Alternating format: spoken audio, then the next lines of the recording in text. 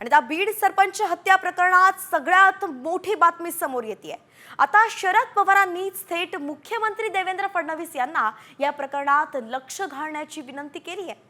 9 डिसेंबरला मस्साजोग गावचे सरपंच संतोष देशमुखांची हत्या झाली होती। मात्र महिना होत आला तरी मारेकरी मोकाट असल्याची जनभावना असल्याचं शरद पवारांनी या पत्रात नमूद केलंय। बीड परळीमधल्या गुन्हेगारीकडेही शरद पवारांनी फडणवीसांचं लक्ष वेधलंय।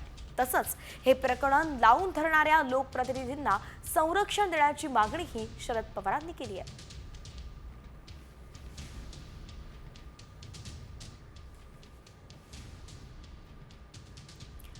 तर सरपंच हत्या प्रकरणातील मारेकरी मोकाटच असल्याची जनभावना असल्याचं या पत्रात पवारांनी लिहिलंय। बीड परळीत याआधी सुद्धा माणुसकीला काळीमा घालणाऱ्या अनेक घटना घडलेल्या आहेत।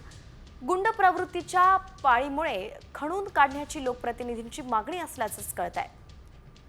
तर हे प्रकरण लावून धरणाऱ्यांच्या जीवाला धोका असण्याची शक्यताही शरद पवारांनी व्यक्त केली आहे आणि म्हणून मुख्यमंत्र्यांनी गांभीर्य लक्षात घेऊन या लोकप्रतिनिधींना संरक्षण द्यावं अशी मागणीही पवारांनी केली आहे।